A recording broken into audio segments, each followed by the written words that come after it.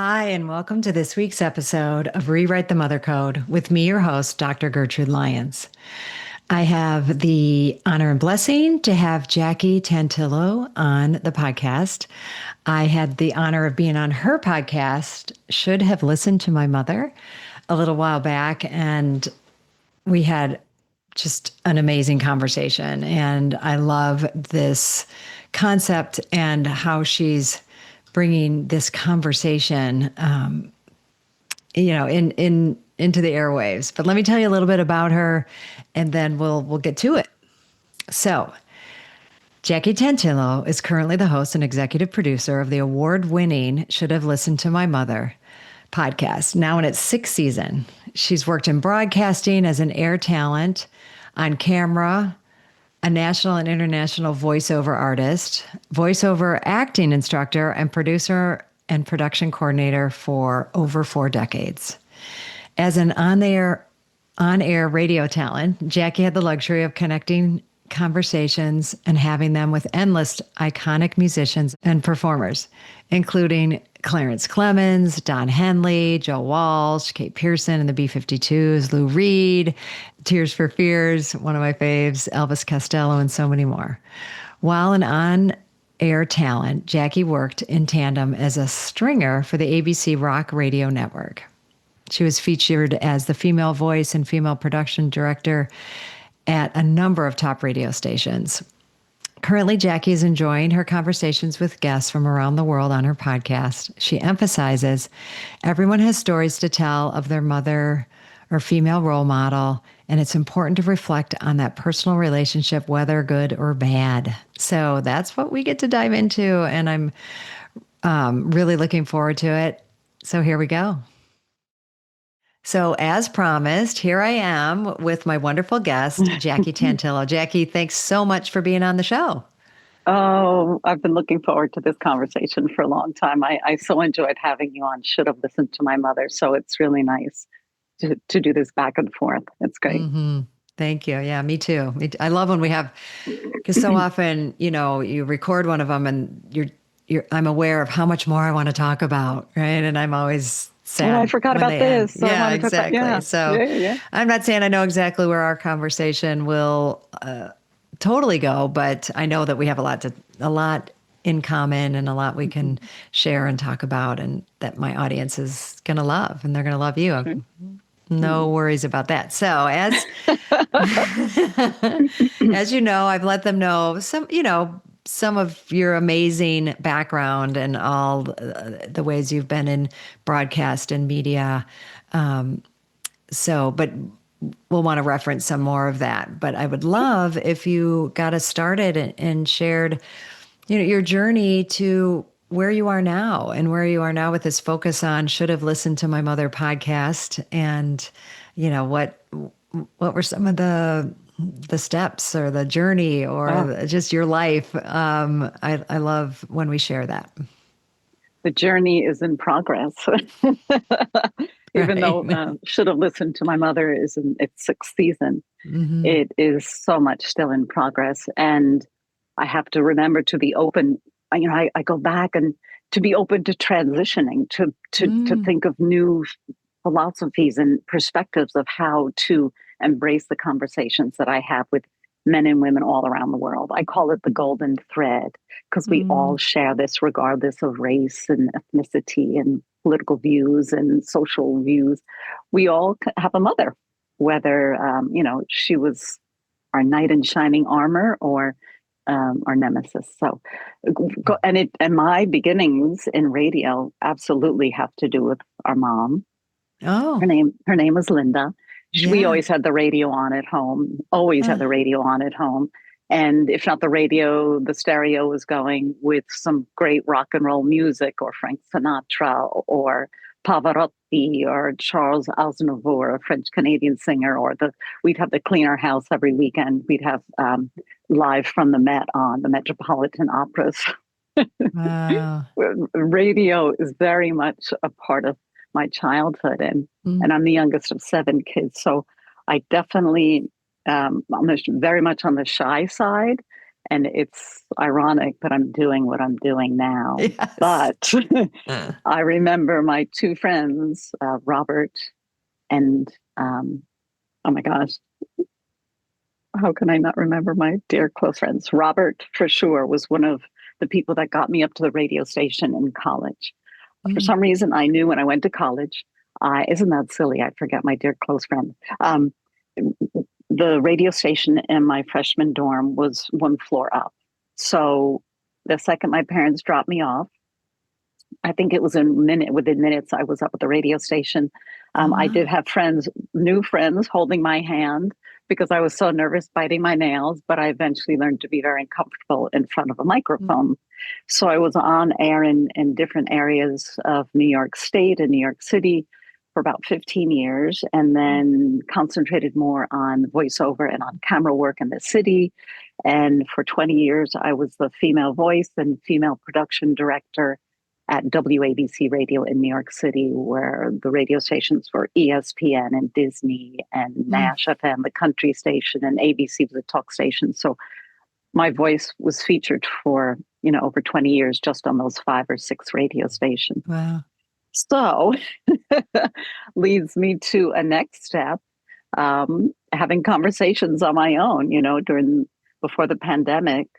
Um, the whole thing of podcasts was getting going, and I decided to, you know, get my home studio up and running to do podcasts, not just Mm. my voiceover work.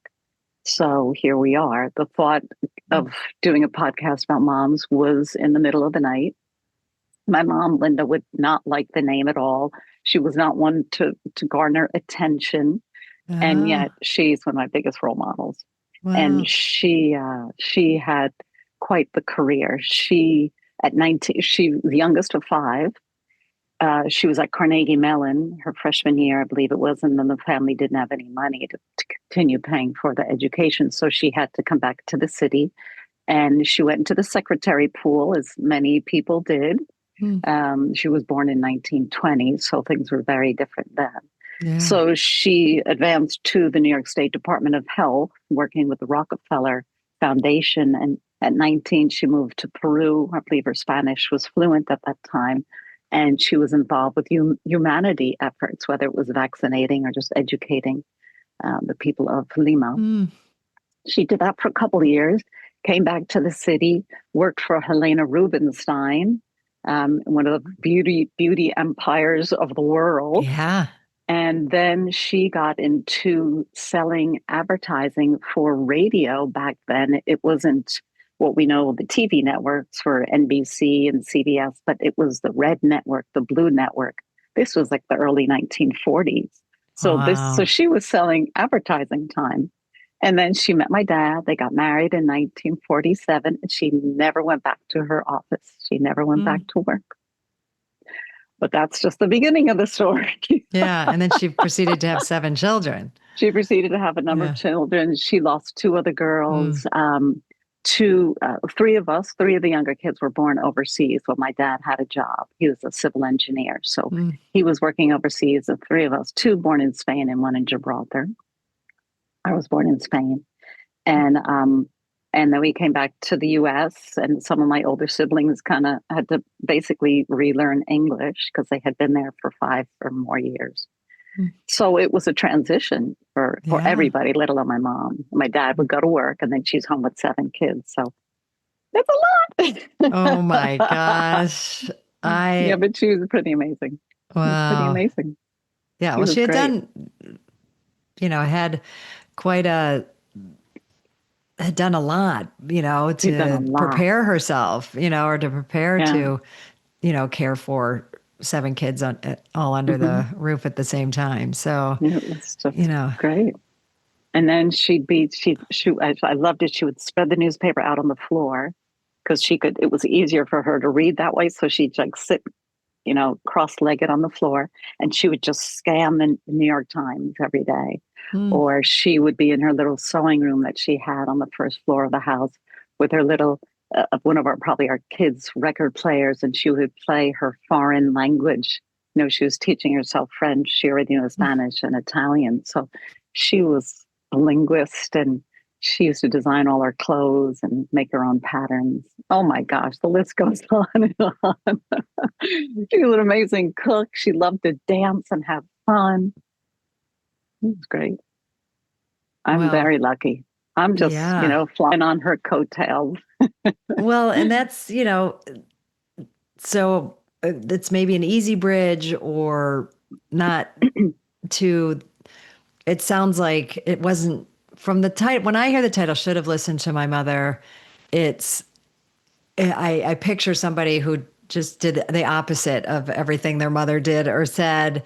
And then Hmm. later in life said, oh, I should have listened, to my mother. I know that's not that's like the Well, first, that's the the initial initial, right? title to get you Hmm. in. And then a lot of people say, oh my gosh, even producers of some of my guests are like, no, you have to listen to this because it's not what you think it is. It's really, are you who you are today because of or in spite of Hmm. your mom? So it's that encompassing story.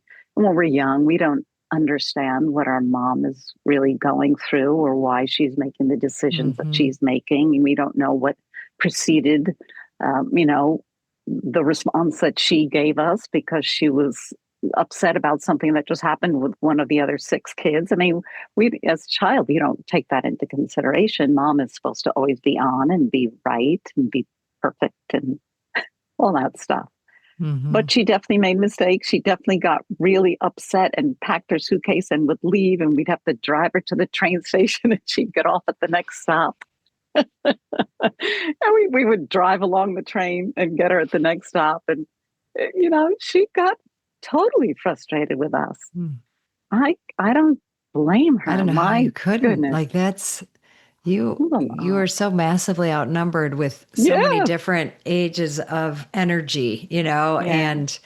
and to orchestrate around all of that is quite a feat. Yeah. So Oh, it it's sounds like there were amazing. so many ways she was a beautiful role model for you. And Mhm. are there things then like I don't want to like I just want to hear your experience. So when you have such a Mhm. beautiful role model that is, you know, there's so much positive and yes, we can look at, some of the challenges. Does that make it harder, easier, to then step into life and see like, oh, look at all the things I can do, or gosh, I could never live up to the superstar my mother was. To me, there's all of those possibilities.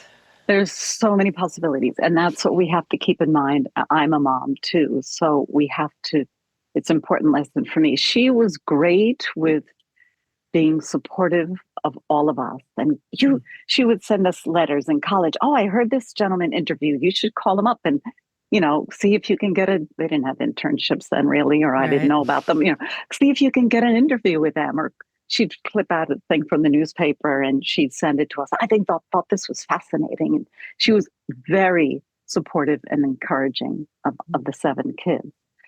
But she didn't grant herself that same support and Mm, encouragement. And that is, and you obviously learn this when you're older in life, and luckily our mom lived till 93, so we had a yes. wonderful experience. My dad had died in '01, so we had our Mm, mom, just my mom, for a number of years.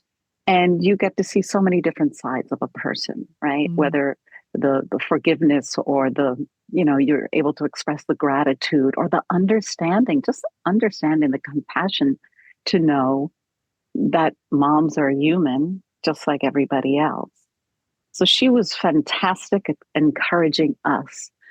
I don't think she was the best at encouraging herself, but she never slept. She stayed up every night, probably till 2 in the morning in her little sewing room in her little heaven, her space that was all her own with her beautiful artwork hanging or her, little clippings on the wall. And our dates would arrive for parties and she'd be stitching us into the dress because she had designed the pattern and everything. So, or I'd have to entertain my sister's guests while she was sewing them into their dress. So, mm. um, but our friends would come to our house and there were kind of the three younger kids, we would have parties together.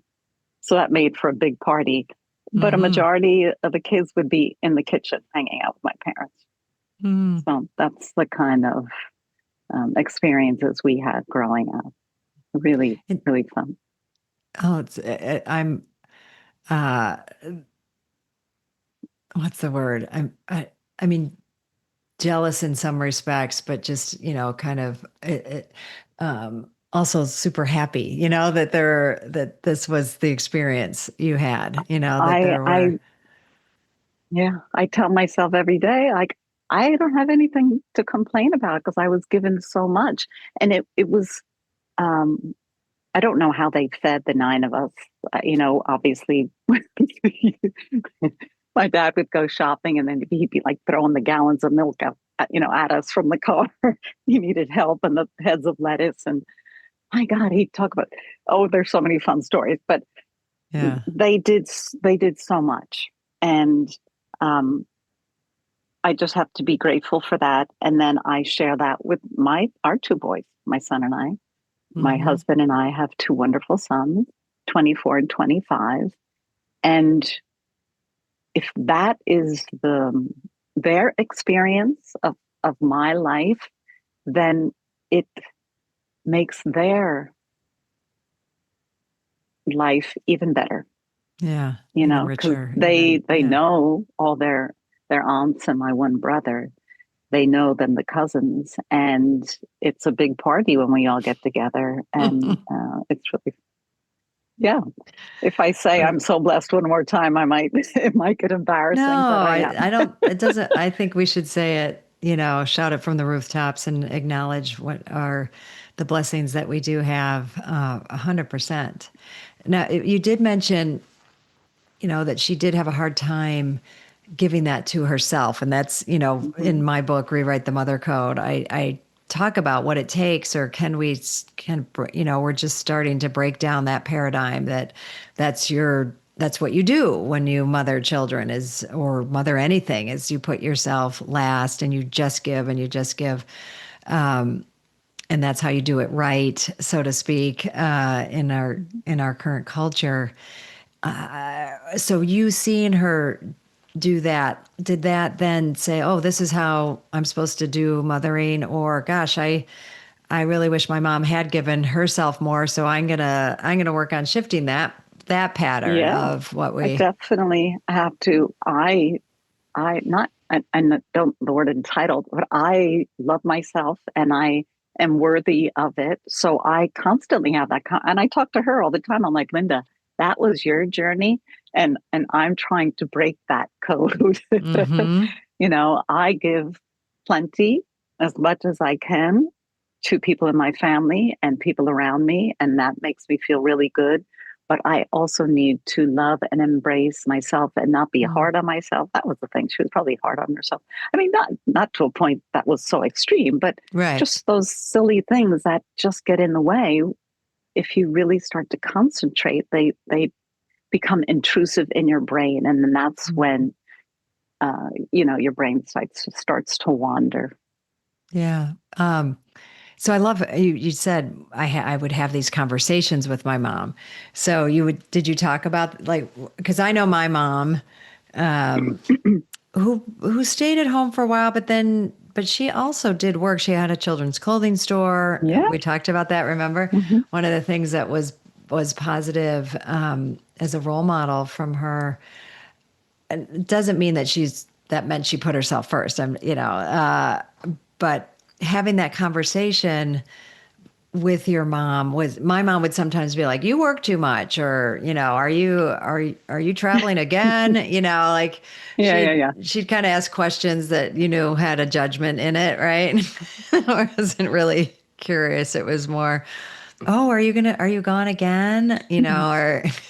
who's Was it because she was unhappy that you weren't available as much, or was right. she concerned for your well-being? Yeah, and just looking at a different paradigm, like you said, right? It wasn't necessarily I was doing it differently than she was.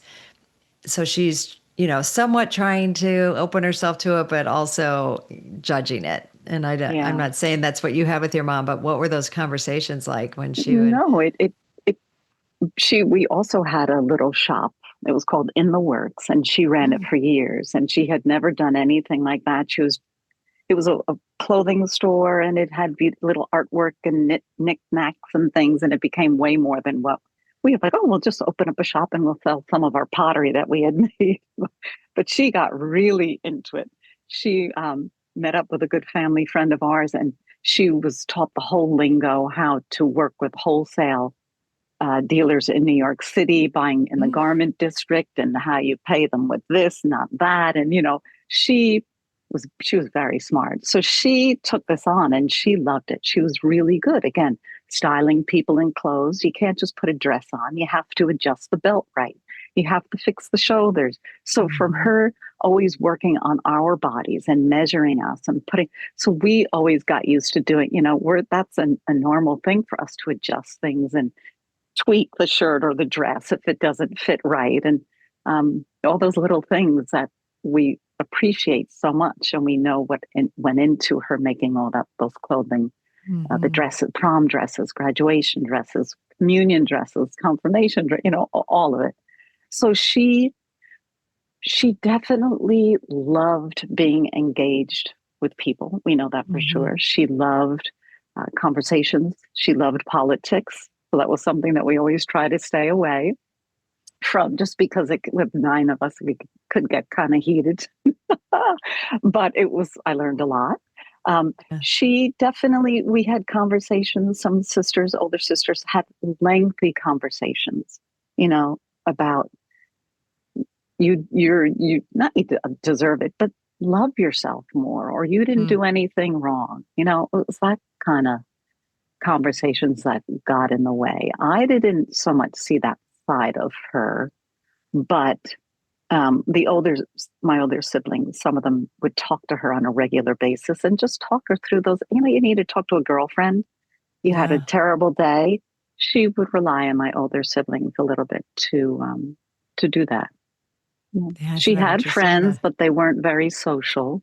Uh, They had some friends. They weren't, going out every evening, having cocktails and things like that. But they lived in Spain for a number of years, and they hosted beautiful, very sophisticated parties through my dad's work and the mm. house. And um, but both my parents just loved being with their kids.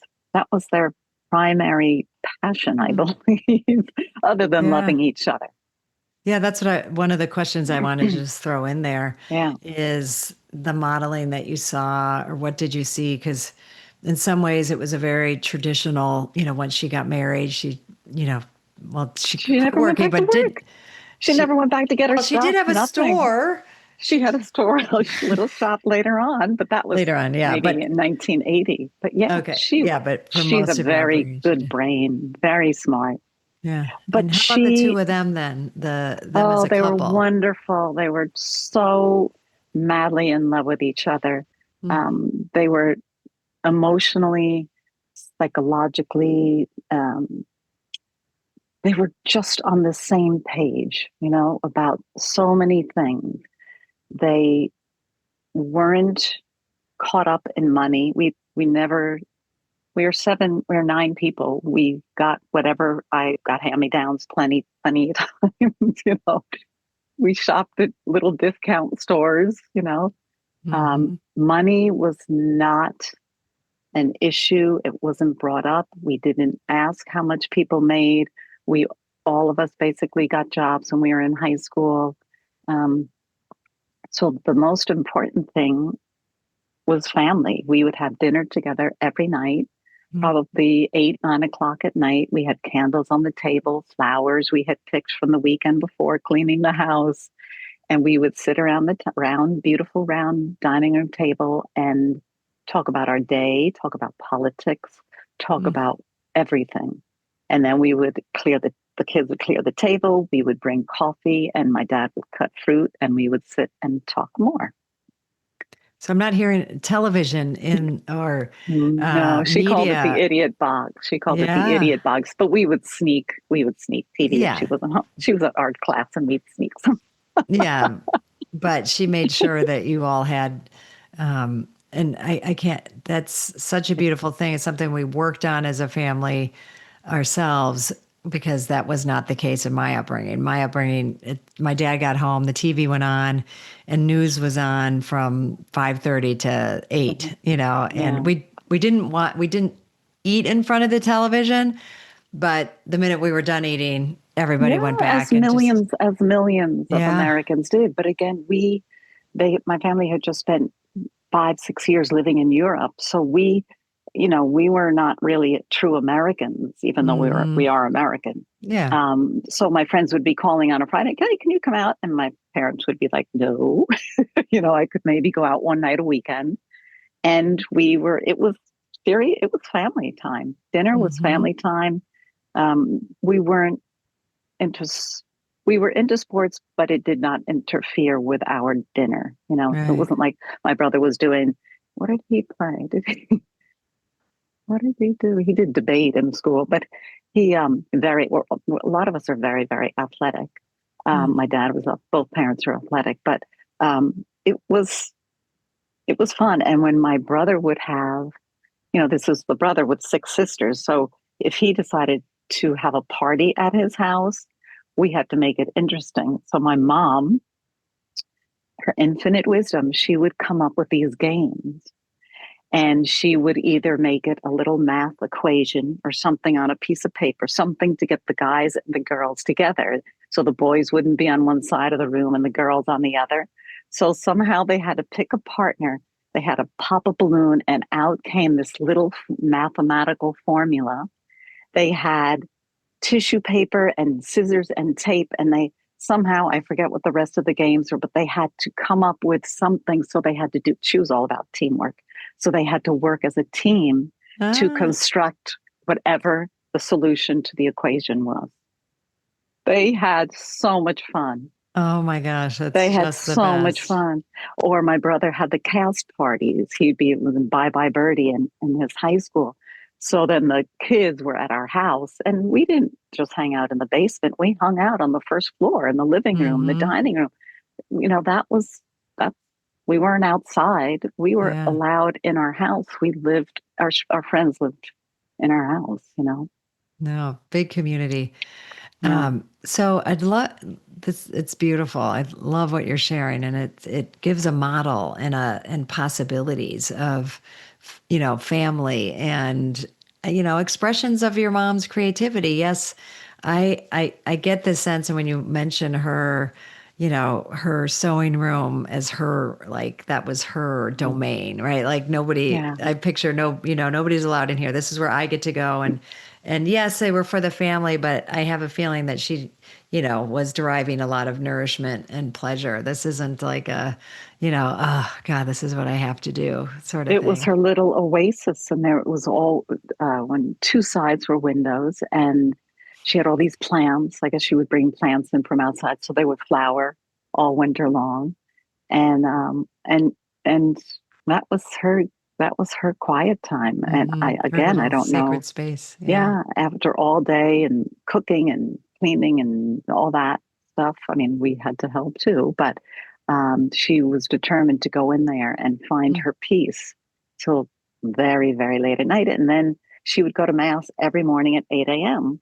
So she'd be up, she'd have her little high heels on, she'd make us breakfast. Either we'd get a ride with her, go to church with her, and then run to school, or we pretty much did that every day. Or, Yeah.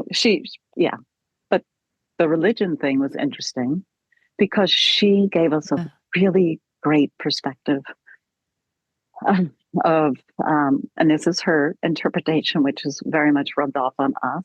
And I don't mean to insult anybody if mm, they have different interpretation or feelings, but she expressed with us and showed us that priests in the church made mistakes. Jesus was human, right? If you believe in Jesus. And she would go into the confessional when it was time to go to confession, and she would have a 45-minute discussion with the priest about theology. So we would be waiting in the pews, kind of fooling around and goofing uh, around and maybe running around a little bit. But she definitely gave us a really great perspective of the full meaning of what a religion Mm. is about.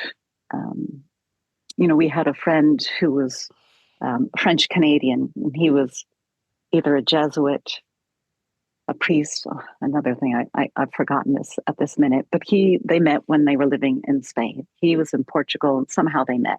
So when we came back to the U.S., he was back in Montreal, which is where he was from. And we would drive up to Montreal in the station wagon with the luggage on the top, all 9 of us in the car, and we Oh would my God. go visit Rene LeMay. Then, when he wanted to come visit us in our town, my mom inquired at our church if he could say Mass with the local priest. And they said no. That didn't seem quite right with my mom. So she was in touch with the bishop and the, powers that be, and reasoned with them. And he was able to say Mass whenever he was able to come. There's no room for rigidity in religion Yeah. or spirituality for Yeah. me. And that is another one of the great gifts that she gave us. Hmm. To Oh, what not a just great accept it perspective. as the status quo. Yeah, exactly. Yeah. Like there's, Not and black and white. not black and white. And if Yeah. you don't like the rule or what they're saying, full permission to go for, still Yeah. getting what you want instead But of, that oh takes a no, lot of guts. it That does. was very brave. She believed, she was so spiritual. That was what she would always, the power of positive thinking, Norman Vincent Yeah. Peale, we would listen to him all Yeah. the time. Oh my gosh. She was, so um, really not a starch spiritual person. She was. She believed in it. She believed in raising your vibration. She believed in the philosophies of Yeah. whatever's in your mind takes place. So I kind of, between being the youngest of 7, I say that I have a PhD in all this because I've watched all of my siblings grow up. Hmm. Some, eloped, some got divorced. They all came back. We're all still really close, but I have it easy, I have it really easy in my childhood. No, it's you had well, two things that I want to bring in here is yeah, the youngest of a big family that, it has Hmm. its own, birth Issues. order Yeah. Yeah. things.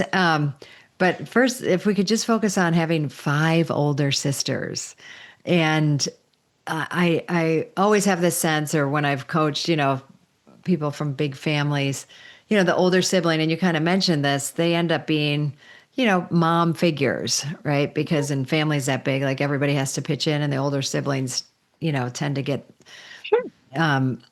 and so you had your mom, but then you had these other mom figures. And Yeah. I'm 5 assuming, moms, 5 yeah, mothers. 5 moms, or what was it like having 5 older sisters? Well, And it's unfortunate, but my sisters will say, like, we had to give you guys bath, the 3 younger kids, we'd be in the tub together, and they'd be like, we had to give you guys baths all the time. I'm like, well, yeah, you're the older siblings. Of course you think, we called our mom Linda. I was like, was Linda going to do everything? So, um, they've always been there for me, whether it's the lengthy conversations daily today, or, being lonely or afraid of being in college and not knowing who I was or what I wanted to do, or, you know, they've always been there for me. I've watched them, whether we have issues with our partners or an experience or our health, or watching them, like I said, get married and divorced, or elope and divorced and remarry. I've had a pedestal, these women that are up there, that Mhm. I can take it all in, and I decide what works for me. And that's the key part. And I think your Yeah, mom really we have to be. supported that. Yeah, it wasn't She really you're going to did. listen to me or listen to your sisters, and you have to, I Never, mean, never yeah. got that from her. She wasn't that. She kind of, her actions spoke louder than her words in a way. Mm. When I Yeah. think back now, I mean, in junior high, my mom's like, just stop calling me mommy. Just call me Linda. Oh, that's so So, interesting. You so said that. And I was like, that's yeah. not a common, So the 3 especially, younger kids called her Linda. All that, it seems like forever. I mean, obviously in kindergarten and till junior high, she was always mommy, but she wanted to be Linda. She was moving on of the mommy thing, Yeah. and I respect that so much. So I was really this old respect when, that a how lot. old were you when she said, stop, don't call me mom anymore? Seventh grade, Oh, seventh grade, okay. sixth, seventh grade. And now, was that a rite of passage for everybody? Everybody got to start calling her Linda, or was that Oh, just I think across the board? maybe across the board. The older, yeah, it's a good question. I don't know. I don't know if we all at that point, but the older kids, I don't know if because my older sisters still call her mommy. Mm. So, but I've always called her Linda, and my friends would call her It is Linda. kind of a declaration, like, okay, I'm Been there, declaring done this that. phase. Yeah, exactly. Yeah. I would like to like hear my name now and take take that in. Oh, that's Yeah, which good. is really cool. I mean, for her generation, Yeah, she was very forward thinking. She was into Eastern philosophy and yoga and diet. She was a nutrition nut. She which is turned us not on the to common. so many So many great things. things. Yeah. Yeah. Just So for you all to see there's a bigger world out there, right? Than I'm um, is well, you lived in 97. other places too, so that helped. But then also just but Yeah. more the freedom to think Of more what's out there, broadly. the possibilities. Curiosity, right? Yeah. Yeah. Yeah. Yeah, really instilled that. Really neat. Well, I have one more So, question before I ask people to, or ask you to share with how people can find you and all that good Wendy. stuff. And then one last question. So this question is, so you've been doing this podcast, award winning, if we haven't mentioned that podcast, for 6 years. So you've listened to a lot of people talk about their mothers and, I've had a lot of, guests and the guest experience. What are, has your thinking changed over the years of hearing things? Are there themes? What would you say now, 6 years in, with this concept that you're bringing guests to talk about? What stands out for you? it what stands out is that these women basically had a baby and then they had one or two or three or four babies and they had to figure out what to do with it. You and I, when you were on my show, we spoke about the baby choosing the parent, which Mm, we didn't really get to speak about it fully, but that is something that I think is absolutely brilliant and wonderful. What I and coming to this point of speaking with you, mm, um, and reflecting on the conversations over the 6 years, is that they were human beings that got put in this position of perhaps being on a pedestal, and for some people the pressure was too much. For some women the pressure was too much, or maybe their way their brain worked was to read a million children's books and to raise their child by a specific book, and what a doctor or a psychologist said to do is the right way to mm, do it. We've all had to put a crying baby in their bed and deal with that and how mm, heartbreaking it is. But what it comes down to, and this is just one small perspective, is mm, you have to get to know your child as far as being a mm, mom. It's really important to not only hear what your kids are saying, but to listen to what they're mm, saying. And I know I've made mistakes, and that's why that's something that really sticks out with me. Um, Hearing what mm, someone is saying to you, whether it's your child or your spouse or a friend, makes a huge difference in the compassion and the understanding mm. and the building blocks for a relationship. Moms have made mistakes and they're going to make mistakes. They put Yep. their children on a train at 4 years old across the country to go stay with an aunt because they couldn't deal with being a single mom. They've been Hmm. addicted to drugs and alcohol and emotionally, physically, mentally abuse their children. We have different understandings of all of that now, Yeah. of what that one person is. It hormonal? My gosh, everybody's talking about menopause now. But no one ever talked about that. All I remember No. is my mom taking her little blue pill, and I didn't know what it was for. But I can't even imagine what her ebb and flow emotional Mm, range was like. So I'm humbled by being able to speak with these people all over Mm. the world. And I speak with corporate executives and attorneys and Olympians and sea captains, the most magical, down to earth people. They all have a mom. Yeah. And that word, those three letters, there's so much meaning and understanding that we don't even know the full length of at the scope of what that word really For means. sure. But it's a lot. It's a lot. Yeah. And I'm really lucky to have a wonderful husband and a loving family to support me, because that's huge and not many moms have that either. Mm-hmm. So that changes the dynamics. But what I do love is when my guests turn their whole life around, even though they had a horrific experience. They found a role model in someone else, Yeah. something else, and they were able to figure out who they are, Mm. not just the experience of who they were growing up. Oh, that's beautiful. Thank you. I hope I that think that answers your question. it does. And it's, um, I mean, what I get from that is, well, one, I get the appreciation and for you, you on the other side of everybody sharing, the good, the bad, the ugly stories.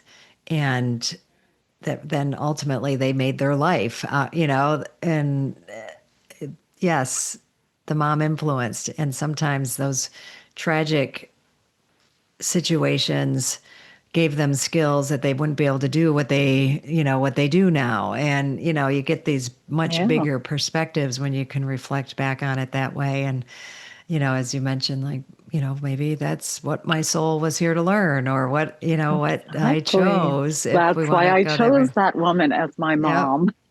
Yeah. And to get to that point where it is, I like intend to, sometimes hold it that in whatever situation we had, in a lot of families, having your emotions or having feelings about the things you didn't like as you were experiencing them weren't allowed. So you may need to, as part of your healing or awareness process, like revisit that for your own Oh, sake. But that doesn't, but to really be able to get to that point where it's never to stay in any part of blaming our parents for the difficulties in our life. Or, there's a point at which, as an adult, it's like, no, I'm fully responsible for my experience, wherever I yeah. am right now. And however, some of those experiences have wired in me, certain behaviors so I could cope with whatever I had to deal with. Yeah.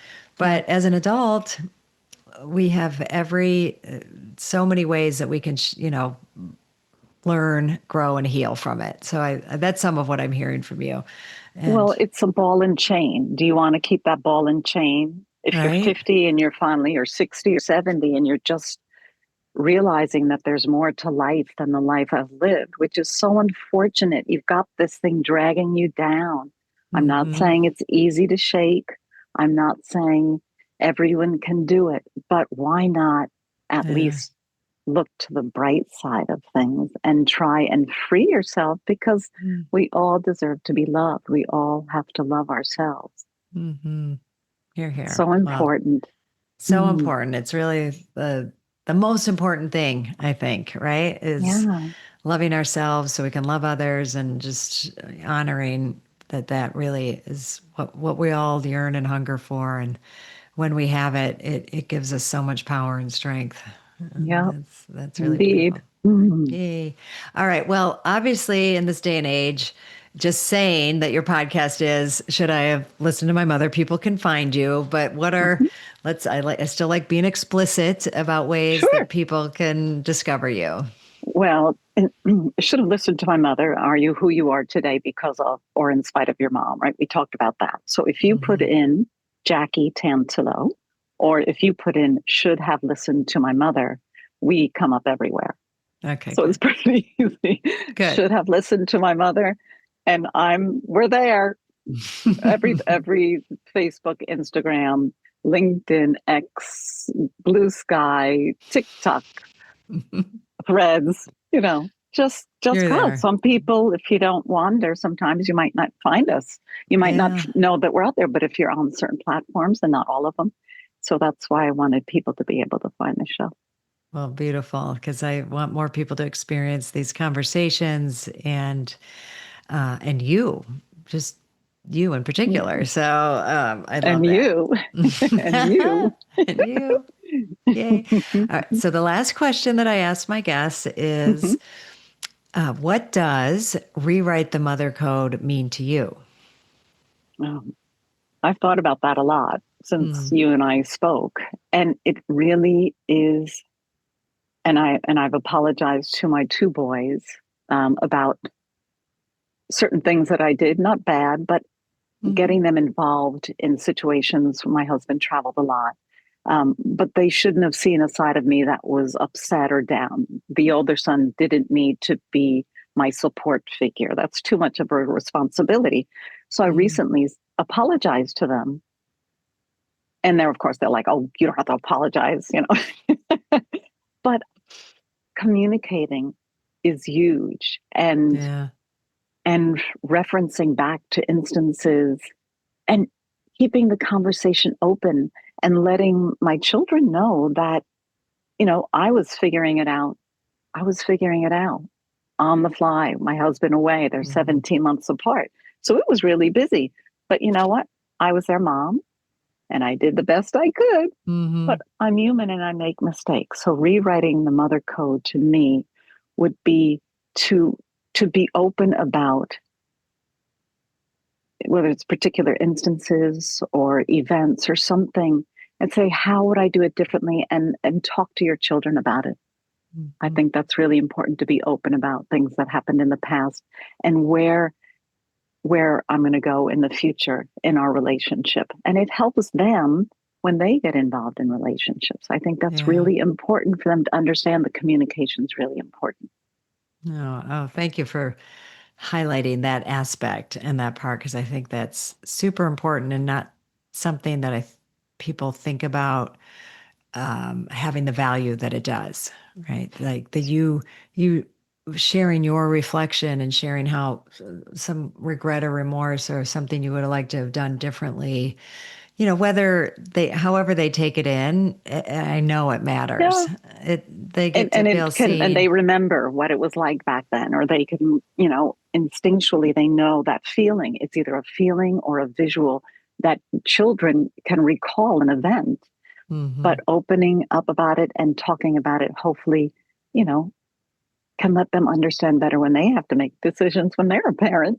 Yeah, no, absolutely. And to help them make choices and understand that it's okay to that you're going to make mistakes and we're not going to Sure. do this perfectly. And, we can be accountable to them. And there's no shame in that. We're not, that isn't an act of like, oh, I don't know, feeling bad about ourselves as it is just taking No, account, I'm and so glad that I got to talk to them about it yeah, instead of me never bringing it. And it wasn't even a big deal, but it was it's something that meant something to me. So, exactly. and it frees the air. Like now, I wish. I mean, I talk to my mom all the time, but boy, there's so many conversations that all of us wish that we could have with her now, or never hmm said this, that, or the other thing. And you don't want to live with regret. So, No, no, have the conversations for sure. yeah, have the Jackie, thank conversation. you so, so much for Thank being here you. and What us a being able treat. to continue the conversation. And I can't wait for my audience to hear this conversation. It's going to open up some new thinking and aspects that I think they weren't considering before. Well, we're here to help each other, right? Exactly. Thanks. Gertrude, you're the best. Thank Uh, you.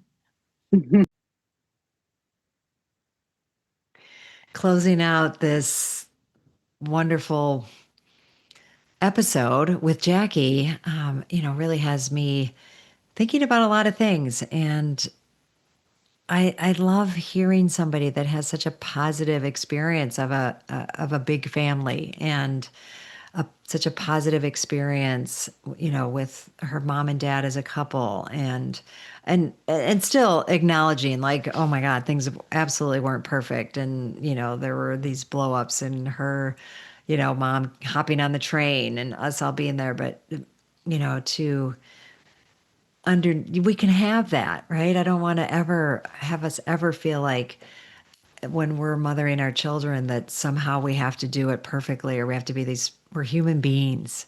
In the end, we're human beings.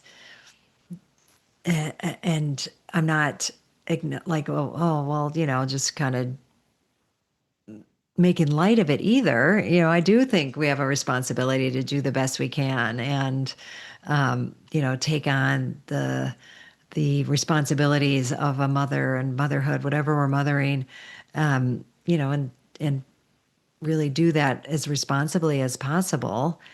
And we're human. And even in a mix amongst that, like, how can we acknowledge, and she's saying, she apologized to her son many years later. That was a practice that, we would weave in with our kids as we were growing up, like recognizing like, wow, I was really off there. They got a way bigger charge or upset from me for that thing they did because I had all this other stuff going on. So yeah, something should have been said and needed to be said, but it deserved a level 2 and I gave it a level 8 of energy and upset. So to in those moments go back and you know it, and reconcile it, say and talk about what happened, talk about where I was coming from, and we would do do-overs oftentimes. Like let's do that situation over again, and here's how I would be, and I think that when, as Jackie was saying at the end, communication is key. Taking responsibility for our actions, communicating, talking. That's something we really worked at, but I don't know that it ever got to a level that she was talking about of, having dinner conversations and sitting around the table and talking about all sorts of topics and letting everybody have their thoughts and opinions and, debate or argue and not turn the TV on and instead, be together, right? And I think that's what we all yearn and hunger for, is to be seen, to be heard, to, develop and have our thoughts, developed and reflected. So that's some of what I'm taking away from this episode. And I hope you are too. I hope whatever was resonating or challenging with you, I always love to hear about it. So please do reach out. And until next time, be well.